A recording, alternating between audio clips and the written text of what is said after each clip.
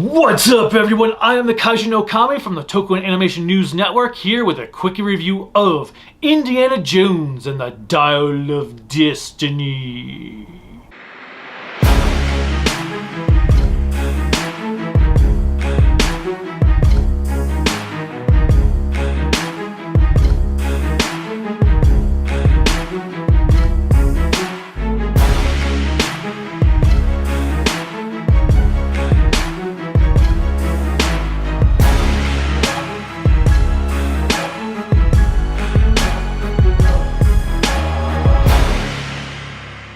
This video is brought to you by the Kaiju no Kami store, creativity by design llc.com/shop. You can buy all kinds of cool Kaiju no Kami merchandise. We've got t-shirts, notebooks, pens, water bottles, and a poster. Check it out, and thank you for your business. Now back to the review.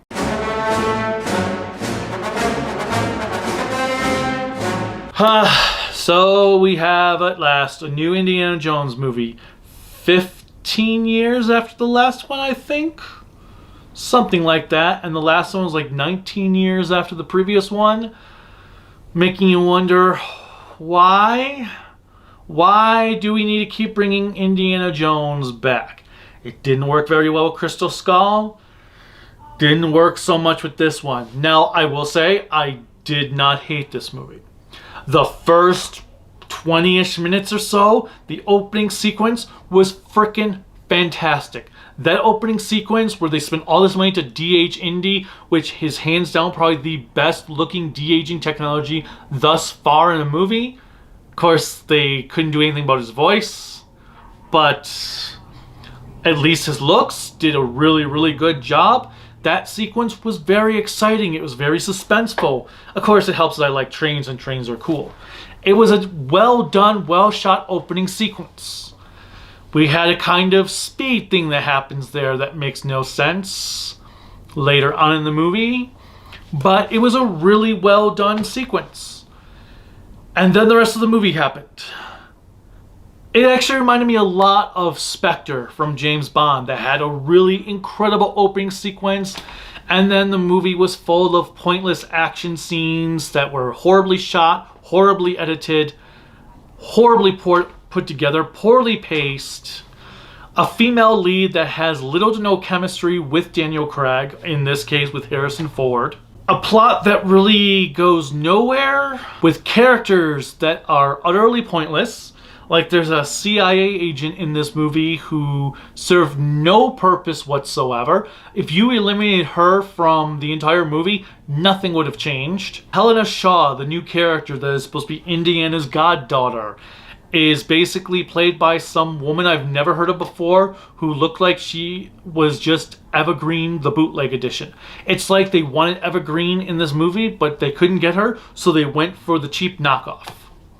And man, can she not act. At least in this. Maybe she's really good in something else.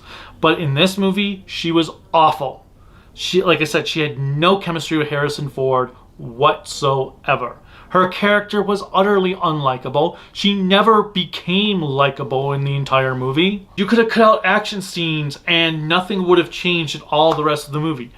They were just poorly paced and poorly shot, as I said. You could have taken 40 minutes off of this movie and nothing would have been lost. Mads Mikkelsen plays Mads Mikkelsen, and he does a good job at playing himself, but at this point, if you've seen all the other movies Mads Mikkelsen is in, he's done the same character over. Just this one, he's got huge character shields. He's not even that exciting of a villain.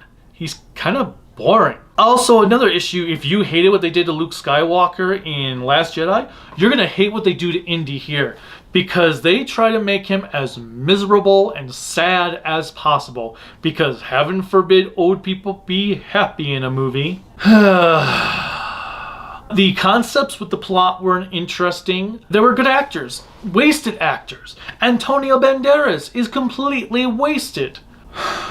Then we have John Rhys Davies. Frickin' wasted. He was basically just there to say, hey, remember this character? Yeah, you liked him, right? Cool, well, bye. And then Marion Crane was like, again, hey, you like this character? Cool. We did too, but you're not going to have to worry about her either. The worst part about this movie is it's supposed to be John Williams' final movie score, and I can't remember a damn piece of music from this film. Now, someone asked if, well, was it because you were so mad at certain scenes that you didn't notice the music?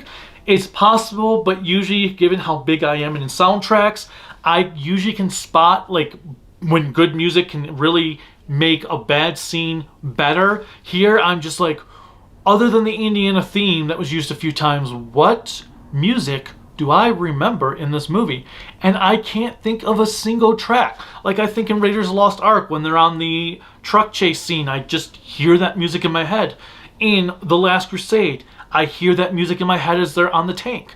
In Temple of Doom, I hear the music in the Thuggy Cults. And while it wasn't a good movie, I hear the music from Crystal Skull when I think of some of those scenes, like in Area 51.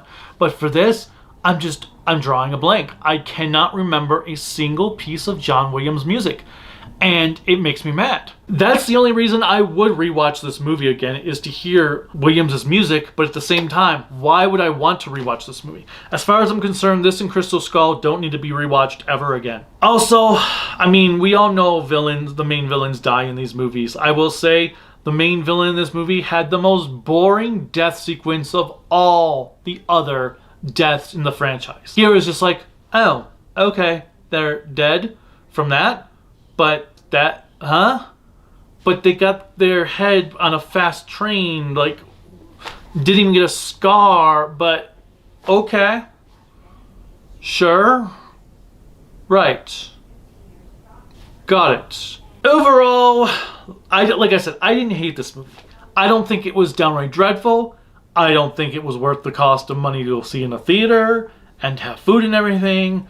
But I didn't hate this movie. I didn't come out of it like I did with Ant-Man 3, and now having watched Marlowe, which is the worst movie of this year right now, saying, oh my god, I can't believe I saw that movie. I want my money back. I regret seeing that movie. Now, I came out like, okay, well, it could have been worse. It should have been way better, but it could have been worse. It had some interesting ideas. I liked the whole plot with the Dial of Destiny. I liked the concept with Nazis and how they were done. But it was Spectre all over again. I would probably give it a 6 out of 10. Have you guys seen it? What did you think of it? What is your favorite Indiana Jones movie? Mine is going to be Raiders, which I think is one of the greatest movies ever made. The other sequels, if they didn't exist, I would not have cared. Even though I do like The Last Crusade. Whatever, let me know in the comments. Click like, subscribe, the bell notification, anything else YouTube has you clicking on to support me. You can support me on Patreon and Twitter at Toku AAN Network. You can support me on Facebook, Discord, Instagram at Kaiju no Kami, and then my website is creativitybydesignllc.com, and you can buy cool Kaiju no Kami merchandise at creativitybydesignllc.com/shop. Or there's a link in the description below. Until next time, bye.